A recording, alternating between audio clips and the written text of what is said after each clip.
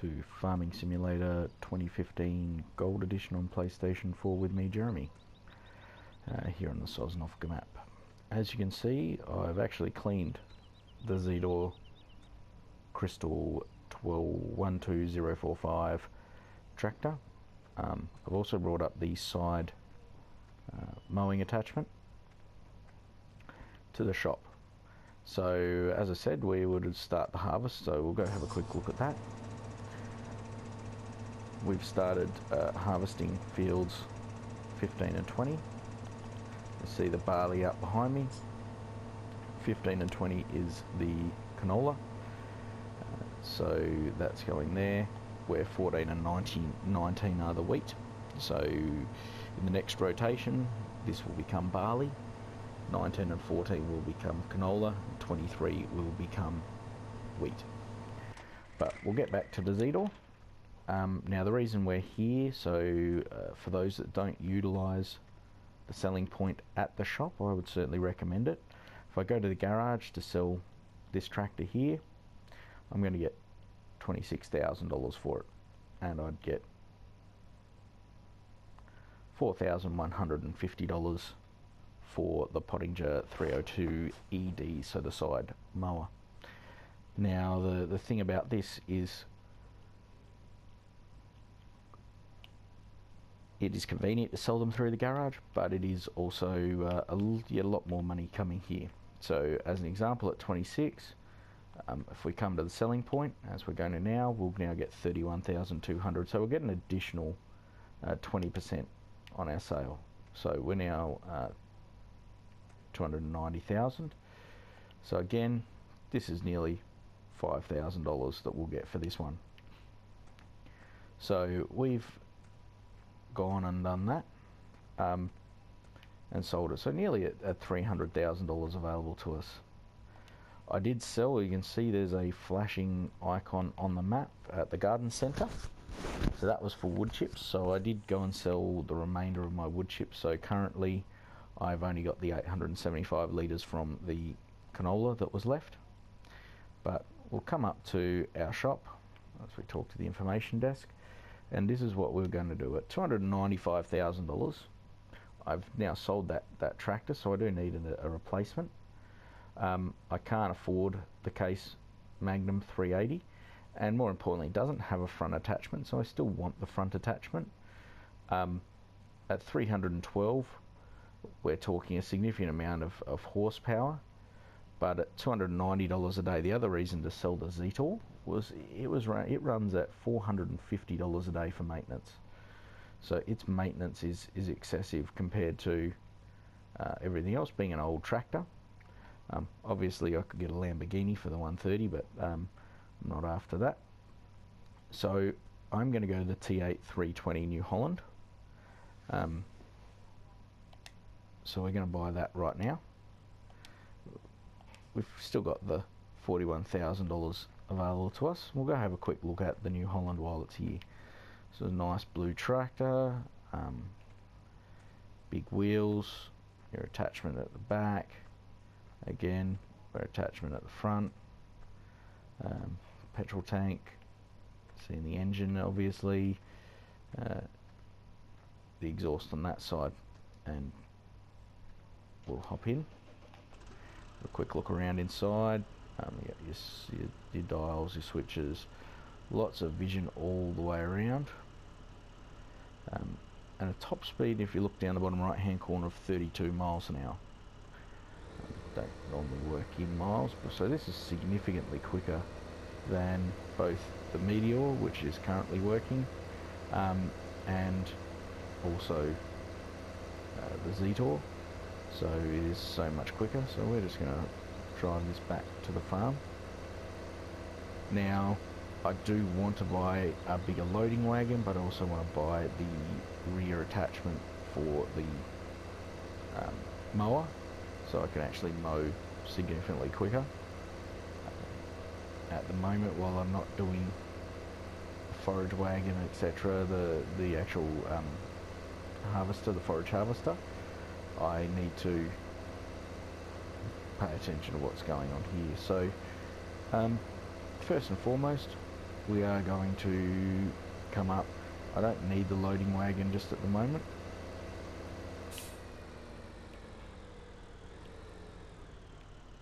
But what we can do is, while we're thinking about it, while the harvester is going on the top field, helps if I line it up straight.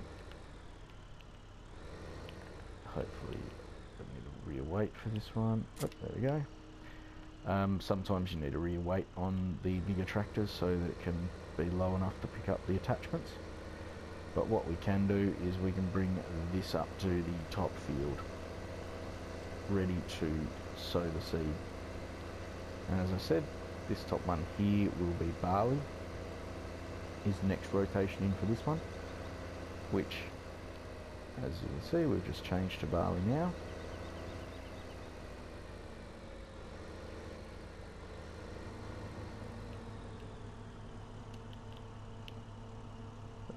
Watch that fold out. Now I'm very mindful of the fact that this will catch the harvester. We're getting close to needing to empty it, so I will do that with the other one momentarily. We'll hire this. We may have to stop him as he goes.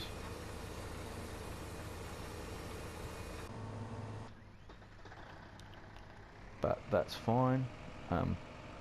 He can harvest or plough along at the same time. Just going to dive on the inside. So it's a nice new tractor, will go quite well. As you can see, my harvester is calling me. It needs a bit of help.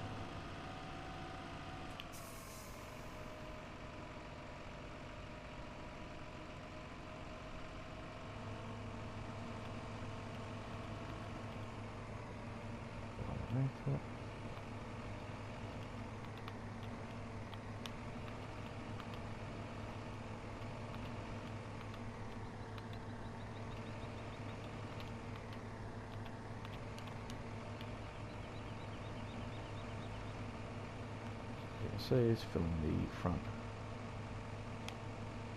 of the two tippers up. Let's not fall too far away.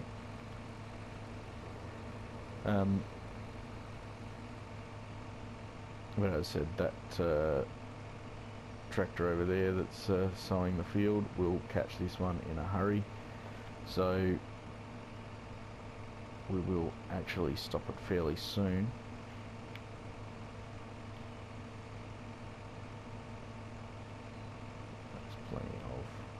Plenty of grain just for now.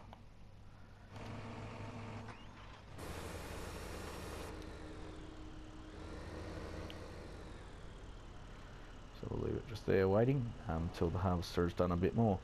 So the big thing about this obviously is just I like the look. It's a nice pretty tractor, nice big blue tractor. That's the double beacon on top. Nice and high, I can see all around when standing on top of it. So certainly a nice big solid tractor, which will help us achieve farming at a lot quicker rate, which I guess is the big goal in all of this.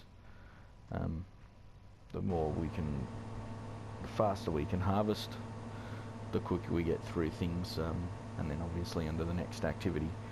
So, as I said, I wanted to show you the new tractor. I had enough money for it off camera, but I wanted to, off recording, I wanted to show you the purchase of it, what I did in regards to the selling of the other equipment. I will be looking to sell this loading wagon along the way, but not until I have sufficient money to buy a bigger one, because it's still paying for itself quite significantly at the moment. Oh, I stopped hiring a worker for some reason there.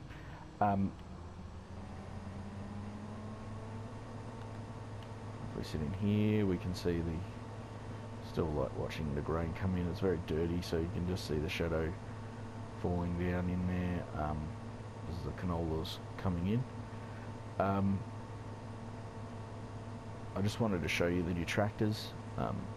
how I go about selling the fact that this harvester needs a fair wash. We just wanted to get ourselves up and running to be in a position to, I guess, improve our farm. And by increasing the size of my tractors, I'm able to do a lot more with it. Now, obviously I could swap around and have this tractor here harvest. I know certainly it can harvest, and have the other one pull the tippers. But if I go this way, I can actually set it up so that, because it halves so quickly, so it plows so quickly, there's no point in having something that is super strong to pull this if this tractor will do it, because while the harvester's going, you only need to be travelling at 6 miles an hour to match the speed, so there's no reason to do anything other than drive along with it at the same time. And as we do this, the beacon's on as we plough down here, so there really is no reason to do anything else.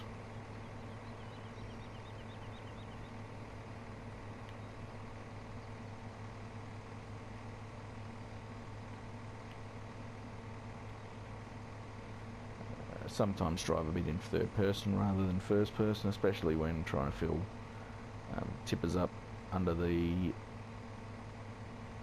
harvester.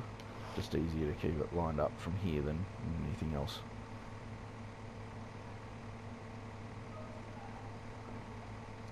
So I guess if you want to see more of the harvesting, I'm quite happy to do it by myself rather than hire a worker. I mean, the reason I do it, it certainly speeds everything up if I hire the worker to do the harvesting and then drive the tippers alongside. One of the other things that I plan to do is increase my tipper capacity. So at the moment we're running the 15,000 litre FarmTech TDK 1600s, and as we go we'll be certainly looking at increasing our size. So I know, for example, if I get a loading a forage harvester, that 2 of these work quite well. So 64,000 litres at any given time. If you attach a trailer to the back and you want to do corn, you can't hire a worker. But if you don't put any trailers behind, you have to drive beside it the entire time. So it's one of those things where you will either have to drive with it, or wait until it's completely done filling its own tippers.